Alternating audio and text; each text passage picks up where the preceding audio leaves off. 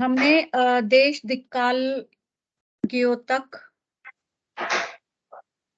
पढ़ लिया था, ठीक है? तो इसके आगे शुरू करें? जी मैम। जी मैडम जी। ठीक है। नेक्स्ट हमारा पॉइंट था, देखिए एक बार थोड़ा सा ब्रीफ कर लेते हैं। क्या ज्योतिषी की योग्यताएं होती हैं? गणितेषु प्रवीणो, गणित में प्रवीण, शब्द शास्त्र में परिश्रमी, न्यायविद, बुद्धिमान, देश दिक्कालज्ञो मतलब देश काल पात्र का ज्ञान रखने वाला। अब नेक्स्ट आता है जितेंद्रियम। जितेंद्रियम इंद्रिय। ज्योतिषी प्रत्येक ज्योतिष सलाह लेने वाले व्यक्ति के सबसे गुप्त विचारों का भेद जानता है। क्या होता है, हमारे सामने कुंडली आती है तो आप वैसे भी जनरल भाषा में कहते हैं ना, अगर कि उसकी तो मैंने पूरी कुंडली खंगाल ली है, ठीक है, कि कुंडली खंगालना मतलब उसके बारे में सारी जानकारी प्राप्त कर लेना। तो जैसे ही किसी की कुंडली खुलती है, वो पर्सन अपने बारे में कुछ भी बताए या कुछ भी छुपाए, हमारे सामने उसका सब कुछ, सारा पर्सनालिटी, कैरेक्टर सब कुछ रिवील हो जाता है। अथवा उस व्यक्ति से पैसा ऐंठने और भावपूर्ण बनाने तथा अन्य लाभ कमाने के लिए उसे डरा धमकाकर अवैध रूप से उपहार आदि ले सकता है। तो क्या होता है कि जो इस शास्त्र का गलत फायदा उठाते हैं, वो क्या करते हैं, उसे ब्लैकमेल कर सकते हैं कि भाई देख, तेरे बारे में मुझे पता है, ठीक है, मैं ये बता सकता हूँ सबको, अगर ये छुपाना है तो मुझे ये देना पड़ेगा। लेकिन क्या ये ज्योतिष शास्त्र के अनुरूप व्यवहार है? नहीं है। इसलिए एक ज्योतिषी को अपनी इंद्रियों पे कंट्रोल करना बहुत जरूरी है। अतः ज्योतिषी का नैतिक आचरण सही होना चाहिए। अपनी इंद्रिय, काम, क्रोध, मोह, लोभ, ये जो जिनसे इंद्रियों से जो कंट्रोल होते हैं, सबसे बेसिक काम इंद्रियों का इन्हीं चीजों पे कंट्रोल करना है। तो इन पे कंट्रोल होना चाहिए। हो सकता है कोई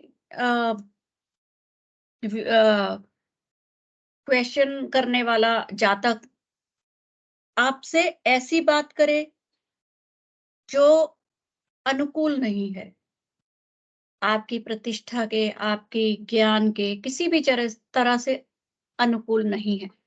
तो क्या होगा, अगर कोई हमारे ऊपर इस तरह से अटैक करेगा तो गुस्सा तो जरूर आएगा, लेकिन हमें अपनी इंद्रियों पे अगर कंट्रोल होगा तो हम उस गुस्से को सहन कर जाएंगे।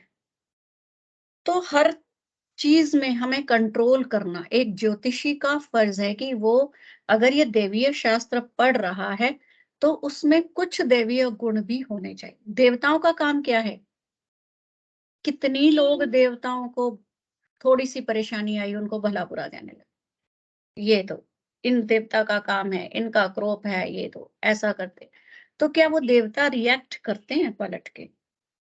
ईश्वर को हम कितना कोसते हैं, ईश्वर ने मेरे साथ ही बुरा क्यों किया, ईश्वर न्याय नहीं करता, सो एंड सो। लेकिन क्या ईश्वर रिएक्ट करते हैं पलट के? नहीं करते। तो ये देवीय गुण है। तो एक ज्योतिषी में कुछ ये विशेषताएं होनी चाहिए कि अगर, अब जातक की हमें उसकी साइकोलॉजी समझने का बहुत जरूरत है। जातक क्या है, कोई भी जातक हमारे पास किसी परेशानी में ही आता है, और जो परेशान होगा वो फ्रस्ट्रेट होगा, और फ्रस्ट्रेशन में क्या होगा, वो कुछ भी कह सकता है।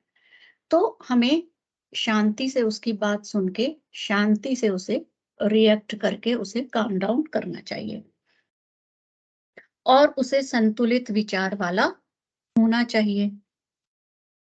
ऊहापोह पटु, किसी घटना को विभिन्न दृष्टिकोणों से देखने की योग्यता।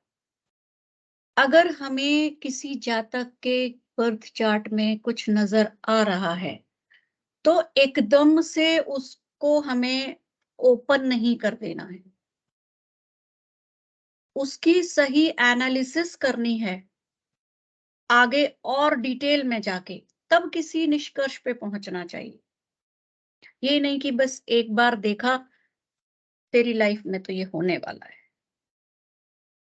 इस तरह किसी भी निष्कर्ष पे पहुंचने से पहले हमें पूरा उसका डिटेल एनालिसिस करनी चाहिए। अलग-अलग पहलुओं पे विचार करना चाहिए। कई बार चार्ट में जो सामने दिखाई दे रहा होता है, वो एक्चुअल में नहीं होता है। फॉर एग्जाम्पल एक एक कुंडली थी, जो लग्न चार्ट जो कह रहा था, वो उसके अनुसार उस जातक की पढ़ाई बहुत खराब थी। उस जातक की पढ़ाई प्राइमरी लेवल पे स्कूलिंग पे अच्छी नहीं दिख रही थी। लेकिन बाद में जब उसका पूरा एनालिसिस किया गया तो पता चला कि वो तो हाईली एजुकेटेड है। तो क्या था, जो शुभ या अशुभ योग हैं जो हमें लग्न चार्ट में दिखते हैं, जब हम उसकी डिटेल एनालिसिस करते हैं तो वो कट भी जाते हैं। तो हमें जो सामने दिख रहा है उसकी विभिन्न पहलुओं को पढ़ के फिर निष्कर्ष निकालना चाहिए। ये समझ होना एक ज्योतिषी के लिए बहुत जरूरी है।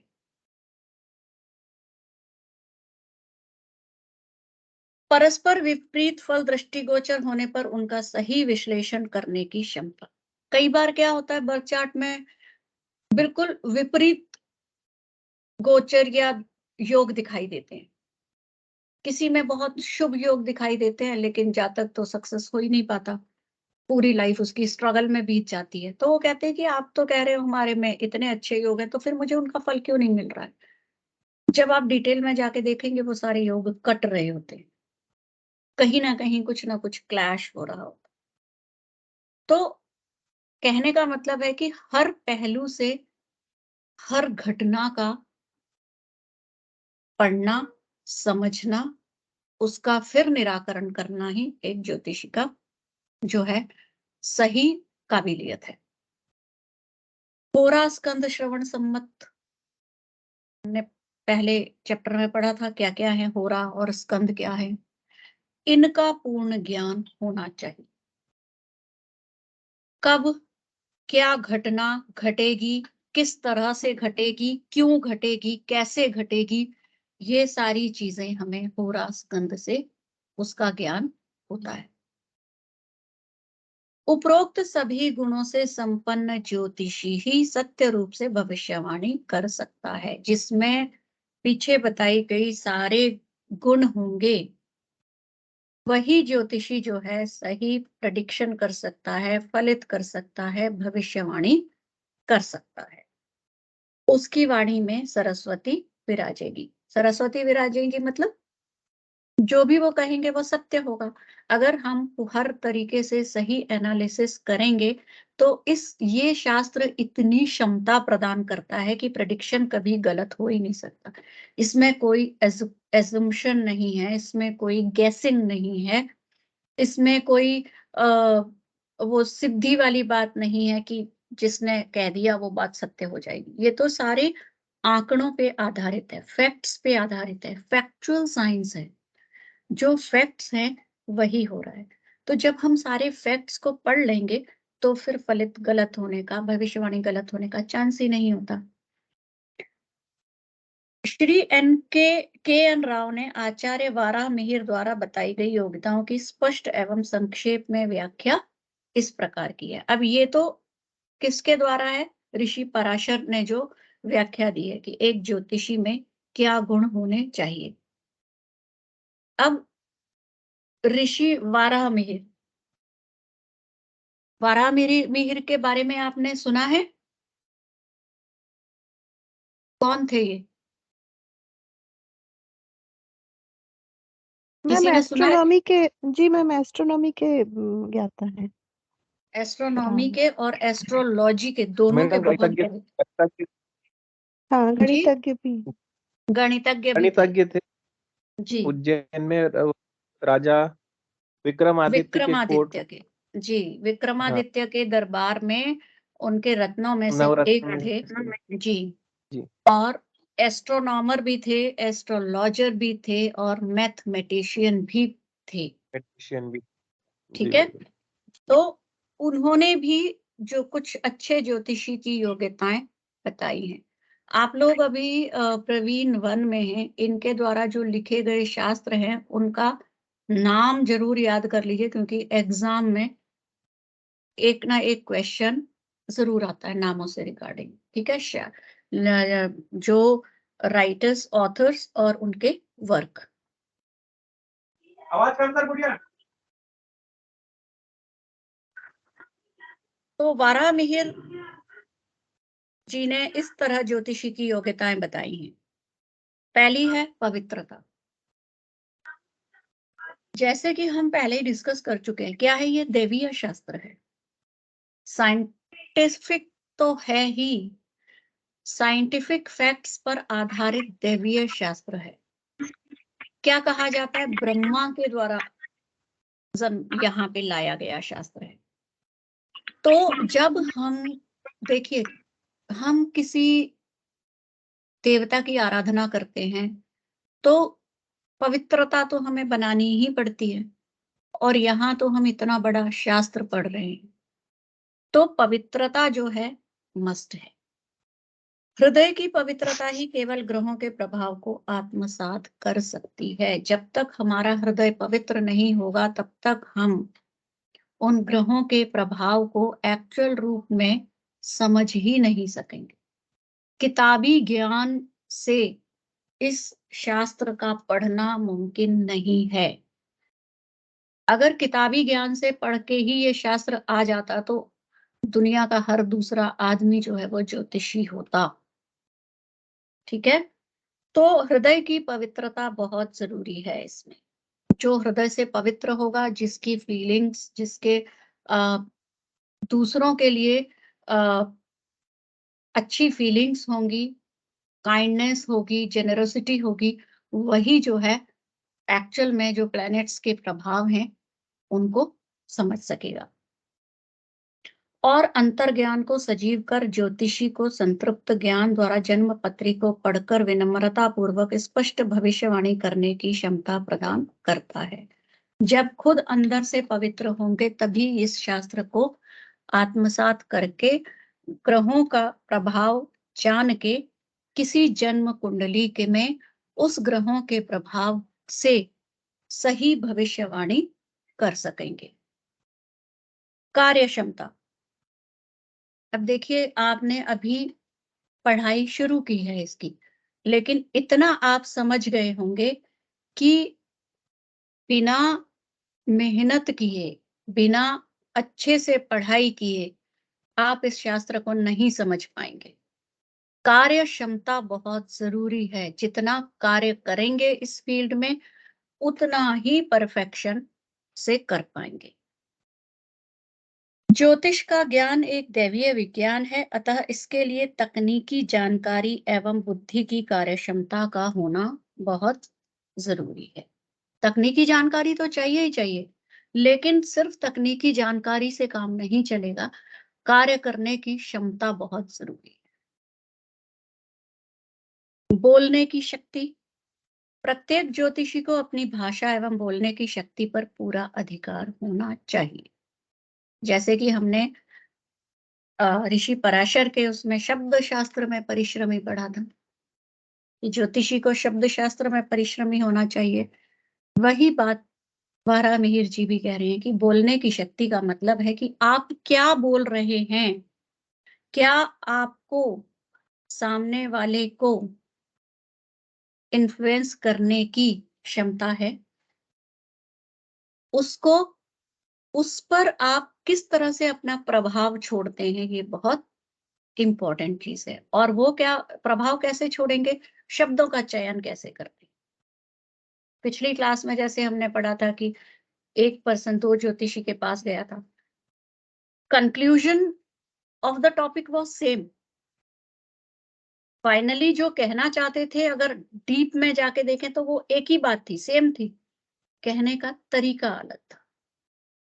ठीक है, तो हमें ऐसे शब्दों का चयन करना है कि अगर जातक की कुंडली में कोई बहुत बड़ी परेशानी भी दिख रही है तो उसको हम कैसे कंसोल करते हुए उसको उस परेशानी से अवगत करा दें। एकदम से डंडा भी नहीं मारना है। तुम्हारी कुंडली तो बता रही है तुम्हें कैंसर हो सकता है, नहीं होगा तो भी हो जाएगा। हार्ट अटैक की प्रबल संभावना है, नहीं होगा तो भी हो जाएगा, सुन के हो जाएगा। लेकिन उसको बिल्कुल ना बताएं, वो भी गलत है। ज्योतिष के कार्यक्षेत्र से बाहर आता है कि हम उसको अवगत ही नहीं करा रहे। तो किस तरीके से समझाते हुए उसे अवगत कराना है। स्ट्रेस कम करिए, लाइफ में टेंशन कम करिए, नहीं तो हृदय से संबंधित परेशानी आ सकती है। अपने आप वो समझ जाएगा कि मुझे हार्ट प्रॉब्लम हो सकती है, तो मुझे क्या क्या सावधानियां रखनी है। तो क्योंकि इसी से वह अपने विषय की व्याख्या कर सकता है, अपना विषय बता सकता है कि मैंने इसमें ये पढ़ा है, इसके अनुसार मुझे ये दिखाई दे रहा है, तुम्हें मैं आगाह करता हूं, ये हो सकता है तुम्हारी लाइफ में। इसके लिए अभी से मेडिकल चेकअप करवाओ, एज पर डॉक्टर्स कंसल्टेशन चलो, तो तुम उस चीज को अगर टाल नहीं सकते तो उसकी फ्रीक्वेंसी को कम तो कर ही सकते हो। और अपने पास सलाह के लिए आए व्यक्तियों को ठीक तरह सहानुभूति पूर्वक मार्गदर्शन कर सकता है। तो इस तरह से अगर हम बताएंगे तो वो सही से मार्गदर्शन कर सकता है। कैमरा जिसका खुला है, आप न्यूज़पेपर पढ़ रहे हैं या क्लास अटेंड कर रहे हैं?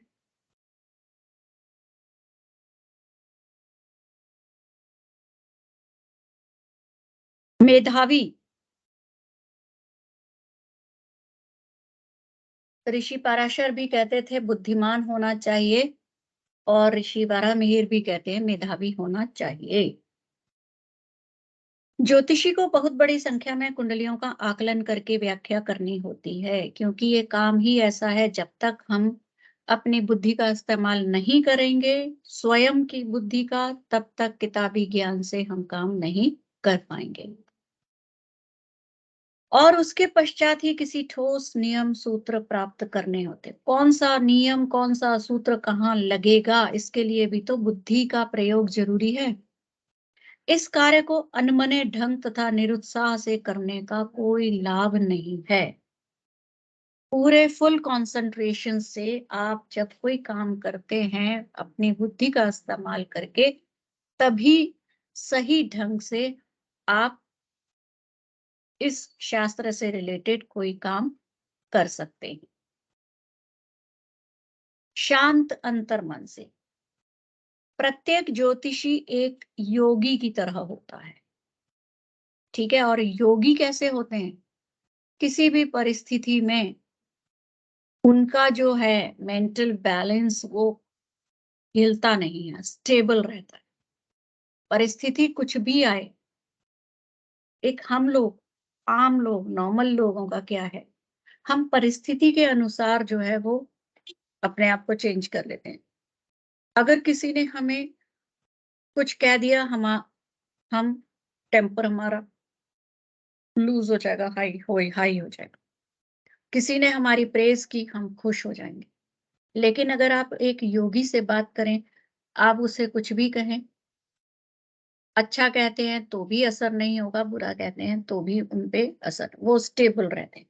तो ज्योतिषी भी एक योगी की तरह है, उनको स्टेबल माइंड से रहना बहुत जरूरी है।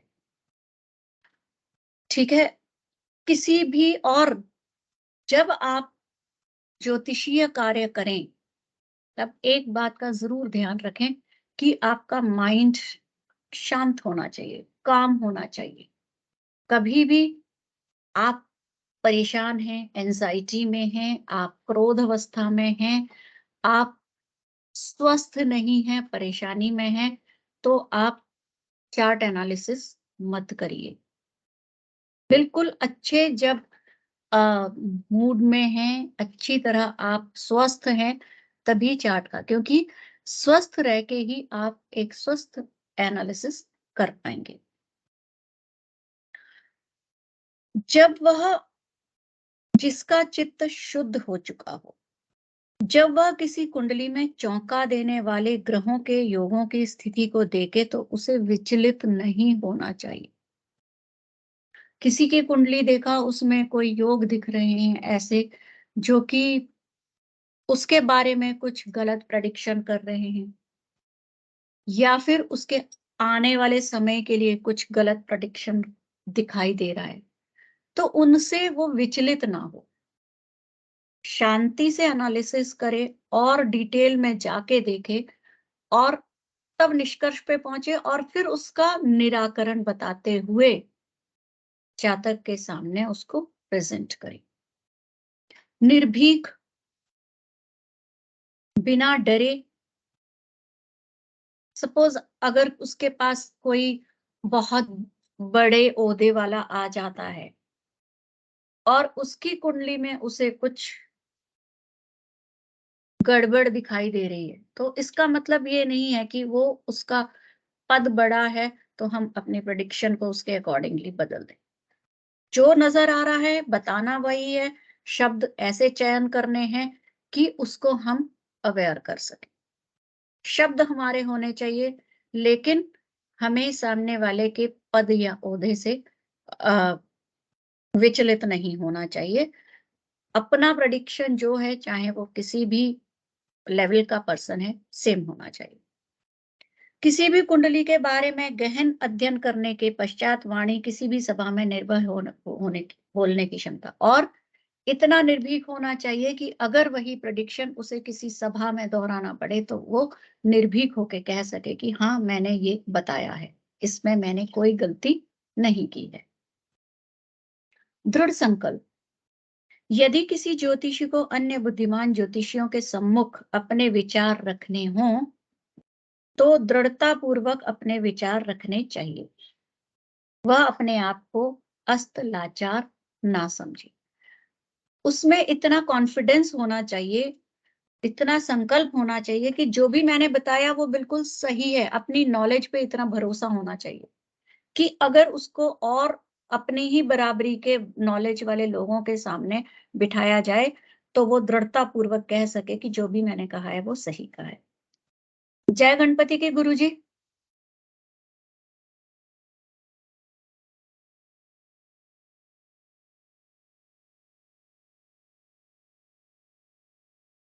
गुरुजी आगे की क्लास आप ले रहे हैं? जय गणपति। जय गणपति। बिल्कुल लेंगे।